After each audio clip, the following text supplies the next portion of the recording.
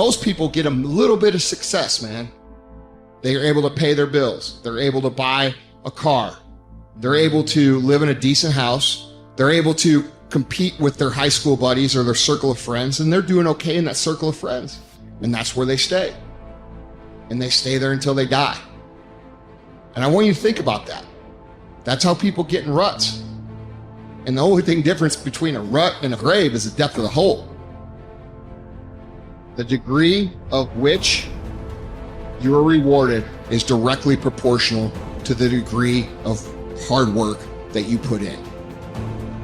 If you just do what you want right now all the time, one of the problems with that is you're going to get yourself in trouble. And everyone knows that. This is why 2-year-olds can't really live on their own, because they're whim predicated with no thought whatsoever for the iterating consequences of that into the future. Because people are self-conscious and can see the future, we have to bind our actions in the present in relationship to our future selves. You have to act now so you don't hurt you tomorrow and you next week and you next month and you in a year and 5 years and 10 years. And that's actually a community of potential selves that extends across time. You sacrifice the whims of the moment, so that's delayed gratification and maybe a definition of maturity. You sacrifice that because it's a better medium to long-term contract or covenant with yourself, but at the same time, that applies to everyone else, because there's no difference between me serving who I'm going to be when I'm 75 and me serving other people. That ethos unites. I'm gonna tell you what people don't want to tell you.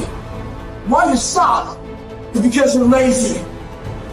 You don't mind getting bad grades in school. It doesn't bother you enough to be mediocre, to be average, to sit around and watch people do great things. You don't mind it. You don't care enough about yourself. When that mind gets relaxed, man, you are... It's supposed to be hard, man. It's supposed to be grimy. It's supposed to be gritty. It's supposed to be horrible. It's supposed to be really ugly. I'm supposed to be battered. I'm supposed to be bruised. I'm supposed to be beaten. Your mind has to touch hardship. It's how you start to create the calloused mind. This is how I'm going to grow. I guarantee you, when you do it, nobody can do it like you do it. The problem is you don't hardly do it. You love sleep too much. You love that alcohol too much. You love that substance too much. You love that vice too much. There's something that you love more than yourself, than your dreams, than your goals. Easy never pays well. So if you're thinking that it's just going to be a walk in the park, you're dead fucking wrong. You have to give it every fucking bit of effort and energy you have to pull it off. And you have to work harder than everyone else. Work while they sleep, learn while they party, save while they spend, and live like they dream. In any case, people do waste a lot of time, and they also act counterproductively a lot of the time. Regardless, we do make progress, and we can thrive under the difficult conditions that make up our lives, and we can resist the malevolence that entices us. That's within our power, and we don't know the limits to that. And we also know that it's better to, we all know this, that it's better to live courageously than cowardly. Everyone knows that. That's what you teach people that you love.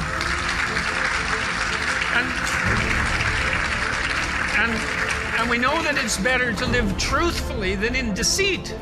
And you can tell that too, because that's also what you tell people that you love. And we know that you should pick up your damn responsibility and move forward. Everyone knows that. It's part of our intrinsic moral nature. And that nature is there. And it's not difficult to communicate to people about this. Like, everyone knows that you wake up at 3 in the morning when you've let your life go off the rails, and that you berate yourself for your uselessness and your cruelty and your failure to take the opportunities that are in front of you. And if you were the master in your own house, in some sense, the captain of your own destiny, if there was no intrinsic nature, well, that would never happen. You'd just let yourself off the hook. There'd be no voice of conscience tormenting you. But no one escapes from that. And what that indicates to me is that, at least psychologically, We live in a universe that's characterized by a moral dimension, and we understand that well, and that moral failings have consequences, and that they're not trivial. They destroy you. They destroy your family. They destroy your community. And you can tell people that, and they listen because they know. They don't know they know. That's the thing, and maybe that's the thing about being an intellectual. You have the opportunity to articulate ideas that other people know, they embody, but they can't articulate. And that's what people tell me. They say, well, you help me give words to things that I always knew to be true but couldn't say. Or they say, I've been trying to put some of your precepts into practice. Responsibility being a main one, vision another, honesty, I suppose, bringing up the pack and saying, this is the fun part of doing all of this. Fun is a weak word. It's the remarkable part of doing all this. I mean, I have people tell me constantly wherever I go, it's so delightful that, they were in a pretty dark place, and they tell me why. And there's plenty of dark places in the world, and they decided, well, maybe they were going to develop a bit of a vision and take a bit more responsibility and start telling the truth and putting some effort into something. And they come up and they say, wow, you can't believe how much better things are.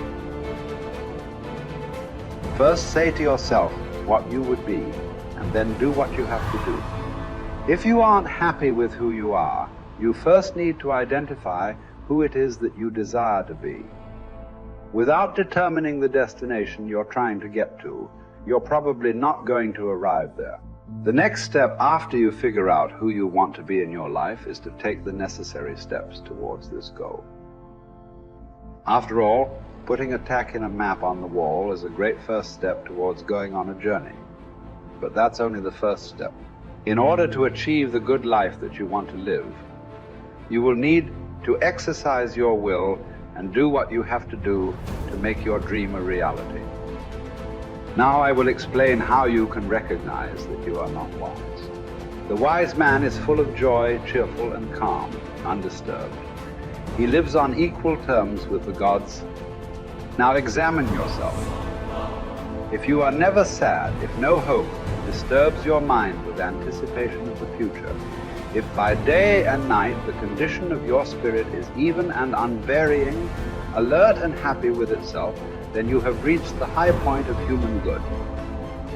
The greatest obstacle is probably when meditation comes out of a sense of lack or neediness. So you feel you are deprived of something, be it money or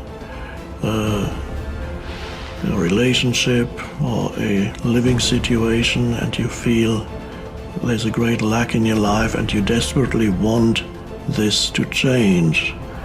And so you perhaps use manifestation in a way that is not likely to work when, for example, you use affirmations such as I want a better job, I want a job with a good income and a life situation in a nice place, and I want this and I want that. By making these statements, you're actually, by implication, saying that you don't have it. So you're also, by saying that you're there's a reverse side to your statement, I want, and on the reverse side of the statement, I want, there is the statement, I don't have, and I need. And similar things, please give me, if you pray to maybe God, maybe you pray to Jesus, maybe you pray to Buddha.